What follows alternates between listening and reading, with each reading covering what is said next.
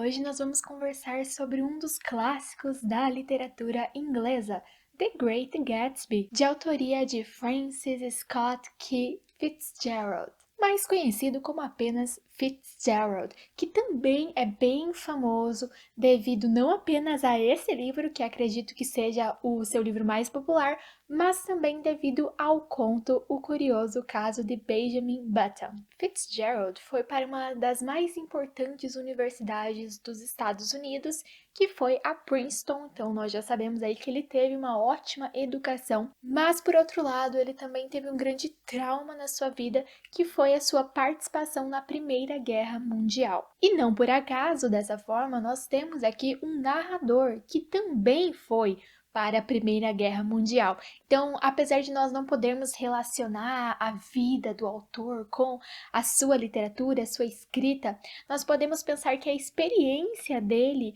enquanto alguém que foi para a guerra, serviu como uma bagagem para escrever esse personagem. E é claro, como você já deve imaginar, Fitzgerald é um dos autores mais importantes do século XX na língua inglesa. E há também um filme, The Great Gatsby, com a participação ali de Leonardo DiCaprio como protagonista, um filme de 2013. Mas, é claro, eu acho que é melhor começar lendo o livro, depois você vê o filme e vamos lá para a nossa resenha. Esse romance ele foi publicado primeiramente no ano de 1925, mas a história do livro, a nossa narrativa aqui, se passa em um verão do ano de 1922 em Nova York.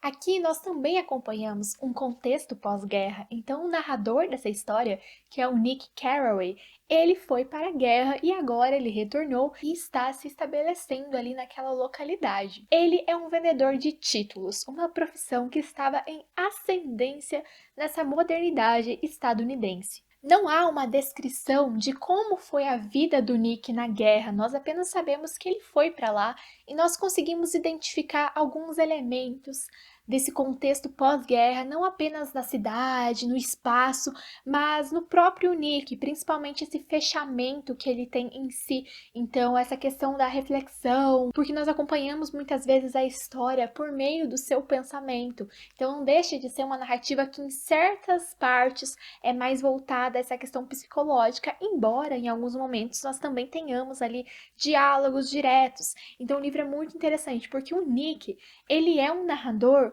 personagem, ele não é o protagonista. O protagonista, obviamente, é o Gatsby, que inclusive está no título do livro. Gatsby, que é um vizinho do Nick, conforme vamos descobrindo no decorrer da história.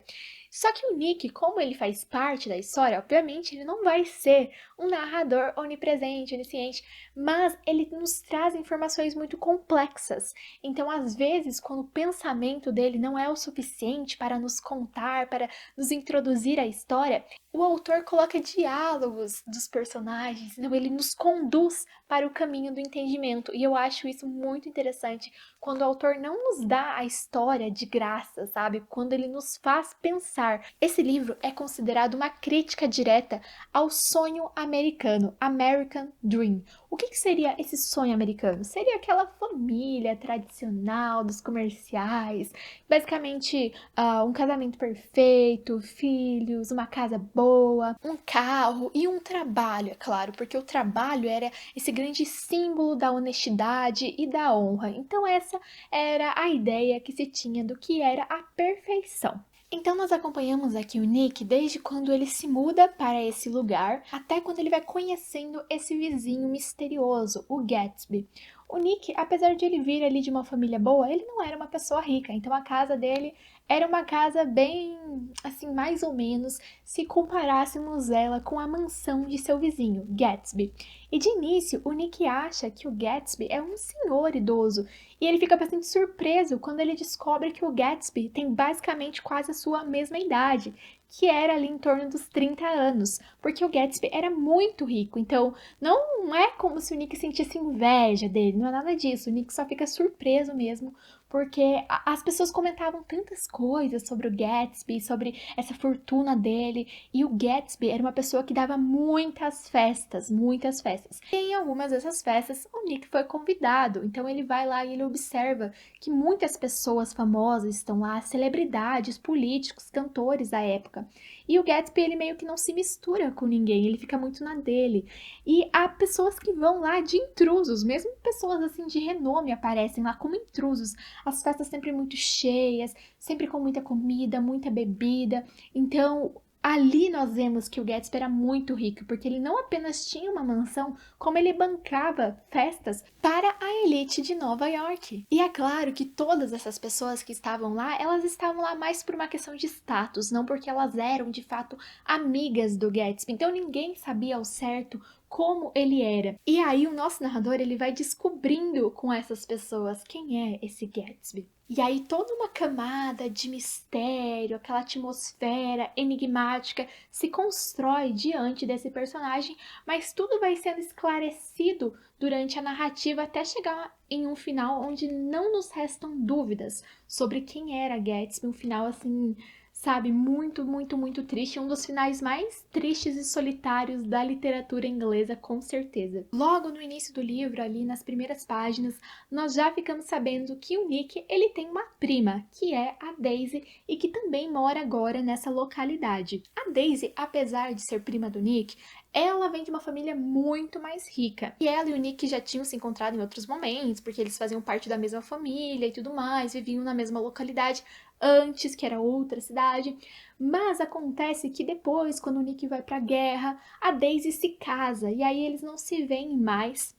E o Nick não conhece o atual marido dela, que é o Tom. E aí, logo de início, o Nick vai visitar então essa família, que é composta pela Daisy, o Tom e a filha do casal. Bom, de início, essa família, Daisy, Tom e sua filha, parece ser aquela família perfeita.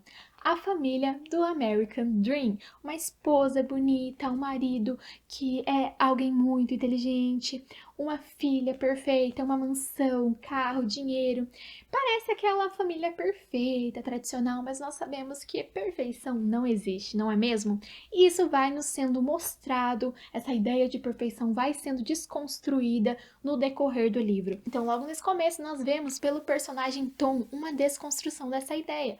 Porque o Tom, ele tem uma amante e a Daisy parece saber que ele tem uma amante. E essa amante, ela liga para ele logo nesse dia em que o Nick está lá. E também nesse primeiro passeio, o Nick já vê que o Tom é extremamente racista. O Tom diz que ele faz parte de uma raça dominante e ele diz que ele leu em um livro que a raça dele, enquanto essa raça dominante, deveria ficar atenta, deveria se preocupar, prestar atenção para que a outra raça, que provavelmente ele estaria se referindo às pessoas negras, não ascendessem para não tomar então esse espaço de dominação. Então, logo de início, nós vemos um pensamento extremamente racista e que era um pensamento muito forte na época.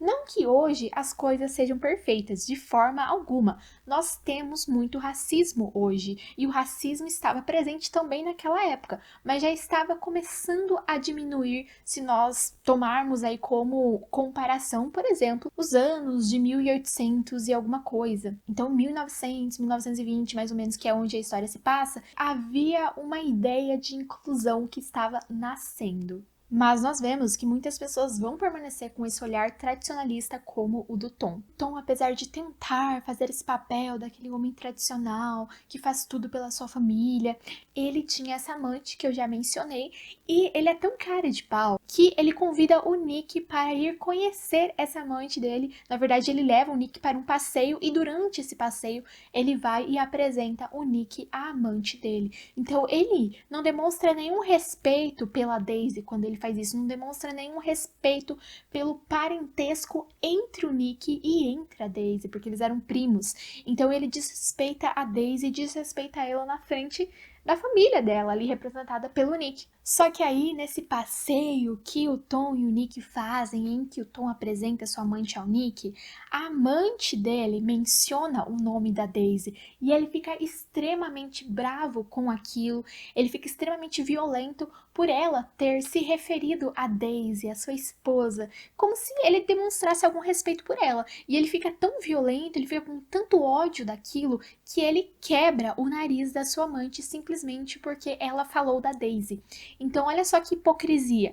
Ele trair a esposa dele, tudo bem, mas alguém falar o nome da esposa dele não poderia. Então é uma máscara social que ele vestia de ser esse protetor da família, porque ele era protetor da família quando lhe convinha, quando não lhe convinha, ele não era. Só que por que que isso acontece? Isso tem uma lógica, claro, extremamente machista, ultrapassada, tradicionalista, mas infelizmente tem, porque naquela época, quando as pessoas se casavam, os homens, a partir do momento que se casavam, eles tinham a ideia de que eles adquiriam posse da mulher. Então a mulher era totalmente vista como um objeto. Logo, o Nick, enquanto marido dela e, entre aspas, dono, que era como ele se via, ele se sentia no direito de tratá-la como ele quisesse, de falar dela quando ele quisesse. Mas como ela era dele, entre aspas, porque esse era o pensamento da época, ele não permitia que ninguém falasse dela, porque quando outra pessoa falasse dela,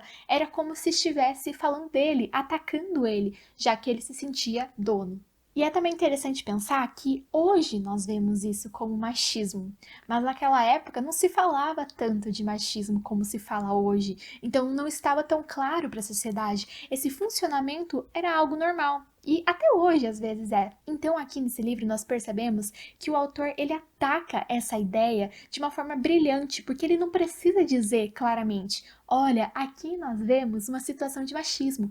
Não! Então ele mostra que é possível você trabalhar com essas pautas sem você discursar sobre isso. Você pode levar o seu leitor a refletir sobre um tema sem falar aquilo em letras claras. E por outro lado, naquele dia, naquela primeira visita que o Nick faz à casa do Tom e da Daisy, ele conhece outra pessoa, a Jordan Baker, uma jogadora de golfe. E aí a Jordan vai representar um outro lado da história, o lado das mulheres que estavam conquistando seu espaço na sociedade e um espaço solo, porque ela não era casada e ela tinha esse direito de viajar por todos os lados que ela quisesse, em um tempo que não era comum que as mulheres saíssem e muito menos viajassem sozinhas. E a Jordan, ela viajava principalmente para jogar golfe. E aí também vemos outra novidade, que era essa participação feminina em esportes, tendo em vista que o esporte é uma área social extremamente direcionada para os homens, mas nesse momento a inserção das mulheres começava a chamar a atenção, começava a acontecer, na verdade, e a Jordan vai representar então essa mulher que vai alcançando a sua liberdade. E durante tudo isso, pistas sobre quem é Gatsby vão sendo nos dadas. Por exemplo, a Jordan diz que ela já foi passear em um lugar próximo à casa do Nick, que era a casa de Gatsby. E aí, quando o Nick vai perguntar mais informações sobre Gatsby, muda-se o assunto, chamam para o jantar, desloca-se a cena. Então isso é muito legal. O livro traz inúmeras referências ao jazz. Então aqui há citações, há menções a músicas de jazz que realmente existiram e há menções também a títulos ficcionais criados pelo Fitzgerald simplesmente para trazer uma crítica, uma ironia, enfim, para construir a sua história. E aí a discussão aqui muito forte é sobre o jazz, ele se sobrepor à música clássica como um gênero maior, digamos assim. Então também é bem interessante essa reflexão que o livro propõe. Bom, vocês já perceberam que o livro ele ataca diversas esferas sociais, ele também fala muito da desigualdade financeira. Então há um momento em que o Nick está passeando pelo centro de Nova York e que ele reflete então sobre como é bom aproveitar a sua vida, ir a cafés, observar a cidade e que nem todos os jovens fazem isso. E aí ele fala o seguinte: jovens ao crepúsculo, desperdiçando os mais intensos momentos da noite e da vida. E a palavra desperdiçando me chamou muito a atenção, porque ela dá uma ideia de que esses jovens, eles estão deixando de viver os momentos mais felizes da sua juventude porque eles querem. Isso não é verdade. Muitas pessoas precisam trabalhar para sobreviver, que não era o caso ali que não era o caso de todos nessa narrativa. Então nós vemos que nesse momento se difundia muito aquela ideia do carpe diem, que é basicamente aproveite o dia enquanto você ainda pode, dê mais valor aos momentos do que às posses. Só que isso não é possível para todos, e a sociedade mais elitizada que começou a aderir a essa ideia parecia não ter essa consciência completa, porque essa vida que eles poderiam viver de cafés, de shows, de whisky, de festas, na verdade, era uma vida possibilitada pelo dinheiro deles. Então, eles estavam aproveitando a vida porque eles tinham dinheiro. O que eles estavam deixando de fazer era deixando de ganhar mais dinheiro, mas eles nem precisavam de mais dinheiro. Então, é uma grande hipocrisia nesse momento também. É uma grande reflexão que nós temos, porque o Tom, a Daisy, o próprio Nick, apesar de não ser ali um representante dessa classe alta, o Gatsby, a Jordan, eles estavam o tempo todo indo para esses lugares sociais, esses encontros, reuniões, café, restaurante, e eles parecem não ter essa ideia de que isso não era possível para todos os outros jovens.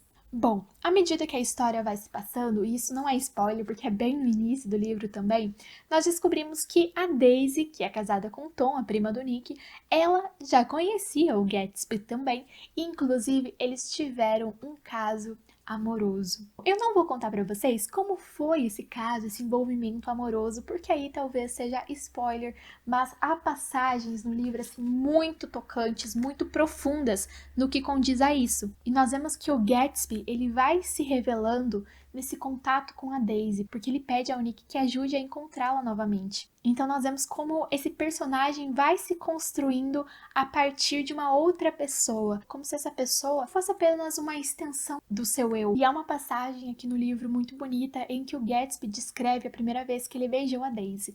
E eu vou ler para vocês. Eu vou ler aqui pelo meu computador, porque eu consegui achar a citação em português, visto que o meu livro está em inglês. Então aí já fica também uma dica da edição para quem quer ler no original, quem quer ler em inglês.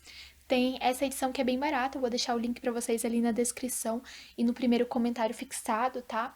Comprem pelo meu link, inclusive, se quiserem comprar, porque é uma edição lá dos Estados Unidos e a gente consegue comprar por um preço bom, porque eles fazem com aquela folha de jornal e aí a impressão fica mais barata mesmo, tá? Mas para quem quiser ler o livro em português, eu também vou deixar o link de qual edição eu recomendo.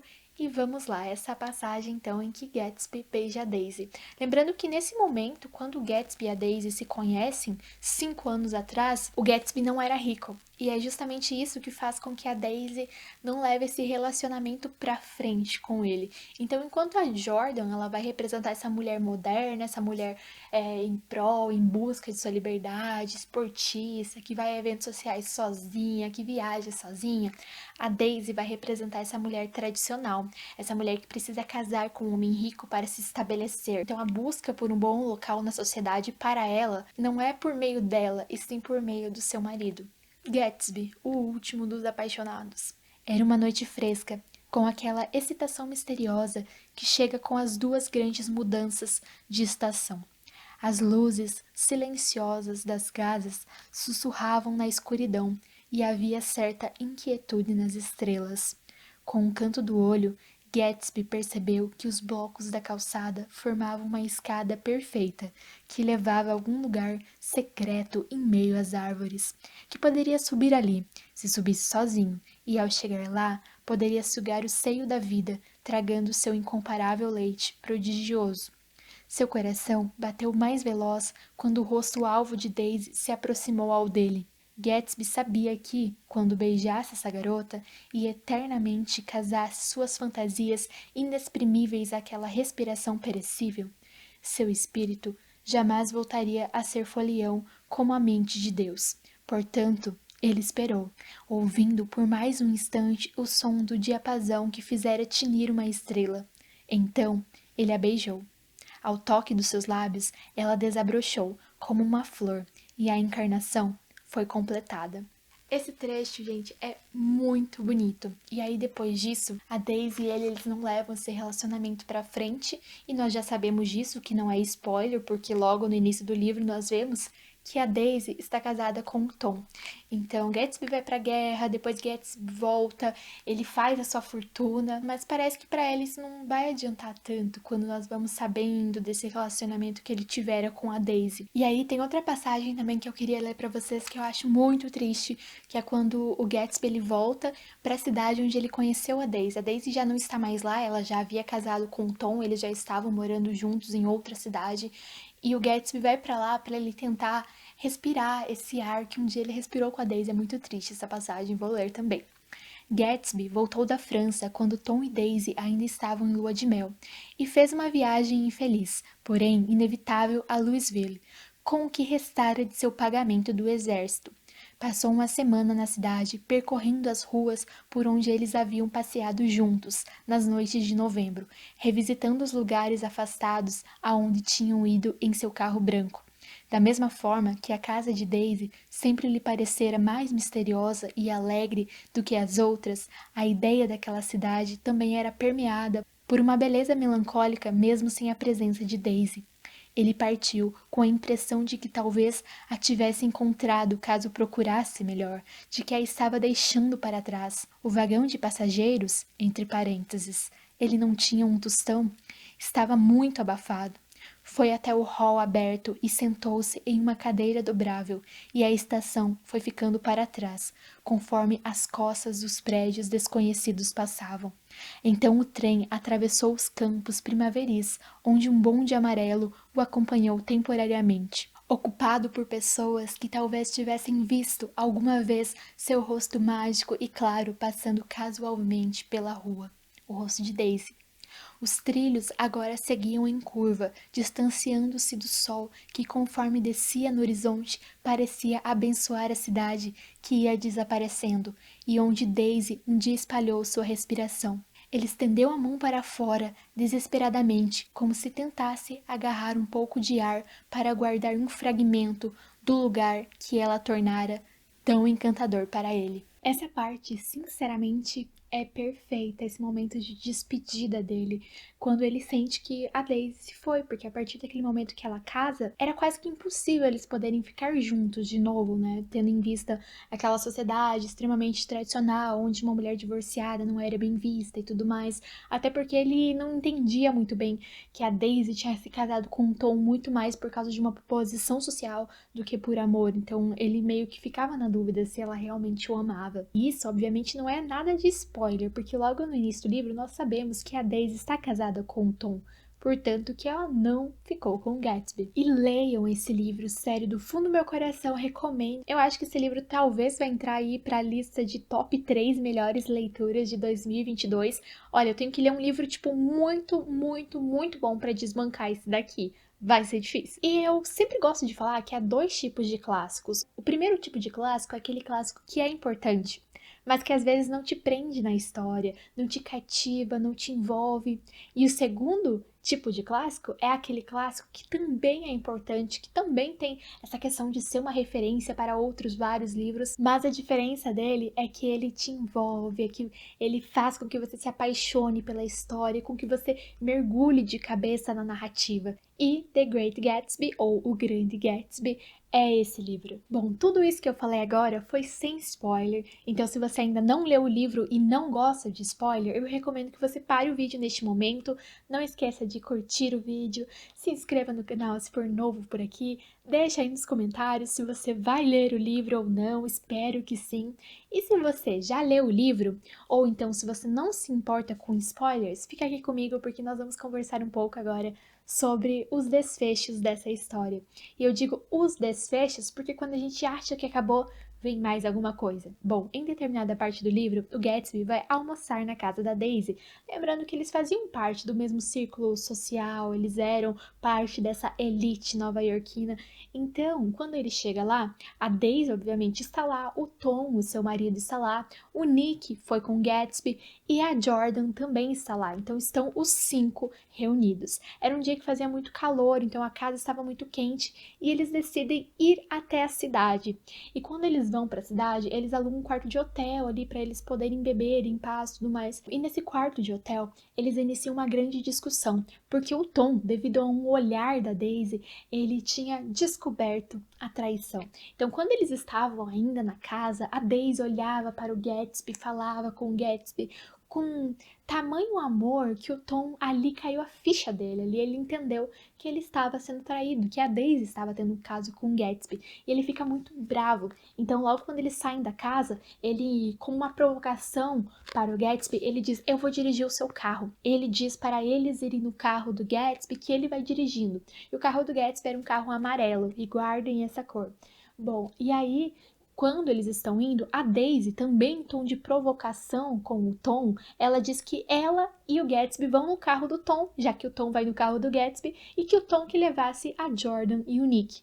O Tom fica meio ali com ódio disso, como assim minha mulher vai com outro cara? Mas eles vão. Ele também não quer dar o braço a torcer, dizendo que ele está com ciúme. E na ida, eles passam em uma oficina, que é a oficina do Wilson, o marido da amante do Tom. Então, o Wilson, amante do Tom, todo mundo vê ali que o Tom está dirigindo aquele carro amarelo. Bom, aí eles vão pra cidade e lá nesse quarto de hotel eles têm aquela discussão, porque o Tom ele joga na cara que ele descobriu a traição e tudo mais, e o Tom fica com muito ódio daquilo, como se ele já não tivesse traído a Daisy tantas vezes, como se ele não tivesse uma amante ali que é quase uma namorada dele. E aí novamente nós vemos uma hipocrisia. E é interessante também que a gente, enquanto leitor, é enganado nessa parte pela Daisy, porque a gente acha que a Daisy, ela olha para o Gatsby com aquele olhar amoroso, porque ela realmente está apaixonada pelo Gatsby. Só que depois, à medida que a história vai crescendo, a gente fica meio na dúvida. Será que ela não olhou para o Gatsby, não falou com ele daquele jeito, muito mais como uma provocação, como uma vingança para com o Tom? Porque ela sabia que o Tom estava traindo ela. Então ela meio que tenta se vingar dele, talvez? Fica aí o questionamento. O fato é que na volta eles voltam da mesma forma, o Gatsby e a Daisy em um carro, só que agora o Gatsby e a Daisy voltam no carro do Gatsby mesmo, então no carro amarelo, enquanto o Tom lá volta no carro dele depois com a Jordan e com o Nick. Só que o que acontece? Acontece que a Muriel, que era a amante do Tom, quando ela vê aquele carro amarelo se aproximando, ela acha que é o Tom e ela tenta ir lá naquele carro, só que acaba ocorrendo um acidente. Então, eles atropelam a Muriel e matam ela. E eles, eu digo, o Gatsby e a Daisy, porque de início a gente não sabe quem é que matou. Mas depois a gente fica sabendo que foi a Daisy, que ela estava dirigindo. E a gente fica na dúvida se ela matou porque foi um acidente ou se ela viu que era a Muriel e que ela sabia que a Muriel era amante do Tom. Porque a gente sabe que a Daisy sabe que o Tom tem um amante, mas a gente não sabe se ela sabe quem é a amante dele. Então ficamos na dúvida diante disso, mas parece que a Daisy não revela para o Tom que ela que estava dirigindo, e também ninguém além dela e do Gatsby sabia disso. Depois, o Wilson, que é o marido da Muriel, ele fica totalmente transtornado. O livro traz uma descrição desse personagem que você fica com muita pena dele, porque ele era um homem que pertencia à sua mulher, segundo a história. E ele vai atrás do dono do carro amarelo. E ele achava que era o Tom, porque o Tom que chegou lá na oficina dirigindo o carro amarelo e ele não viu na volta quem estava dirigindo. E mais tarde é que a gente vai ficar sabendo, então, que foi o Tom que contou. E por que que isso é importante? Porque o Wilson assassina o Gatsby. Na verdade, nós ficamos sabendo, primeiramente, que o Wilson assassinou o Gatsby, e só bem depois, no último capítulo, é que nós descobrimos que quem falou que o Gatsby estava dirigindo era o Tom. E a Daisy não falou nada. A Daisy não interviu em nenhum momento na situação. Ela poderia ter falado para o Wilson que ela estava dirigindo, que foi um acidente, que a culpa foi da Muriel que veio correndo. Ela poderia ter inventado uma história, mas ela simplesmente não fez questão. E depois ela não liga para o Gatsby, que fica a noite inteira ali observando a casa dela para ver se de repente o Tom ele não vai fazer alguma coisa com ela, uma vingança, porque afinal era a amante dele. E depois o Gatsby, quando ele morre, ele tem o velório dele e tudo mais, e ninguém vai ao velório. Então o Nick ele acaba sendo encarregado de organizar tudo. A Daisy não manda um bilhete, não manda uma flor. Todas aquelas pessoas que foram, que iam às festas do Gatsby, somem. Ninguém vai ao velório. A única pessoa que vai ao velório é o pai dele, que vem lá de uma cidade distante, que é um senhor muito humilde e que fica extremamente orgulhoso diante da mansão que o filho construiu. Então nós vemos que o Tom e a Daisy, eles vão representar tudo que é por trás desse sonho americano, porque depois de tudo isso que aconteceu, eles conseguiam manter essa aparência de família perfeita. Eles erram, eles cometem atrocidades. A Daisy matou alguém e ela saiu ilesa porque eles faziam parte dessa elite. Eles são a personificação da desonestidade de uma elite da época. Tem um trecho aqui que eu gostaria de ler para vocês. Eles eram pessoas negligentes, Tom e Daisy. Esmagavam coisas e criaturas, depois se protegiam por trás de seu dinheiro, ou de sua imensa imprudência, ou o que quer que os mantivesse juntos, e deixavam que os outros limpassem a bagunça que haviam feito. E é isso que acontece. O Nick e a Jordan também não ficam juntos, E nós vemos que de início a Jordan, ela fica incomodada com isso, mas ela não fica incomodada porque ela fica triste de perder o Nick. Ela fica incomodada porque ela nunca tinha sido rejeitada antes.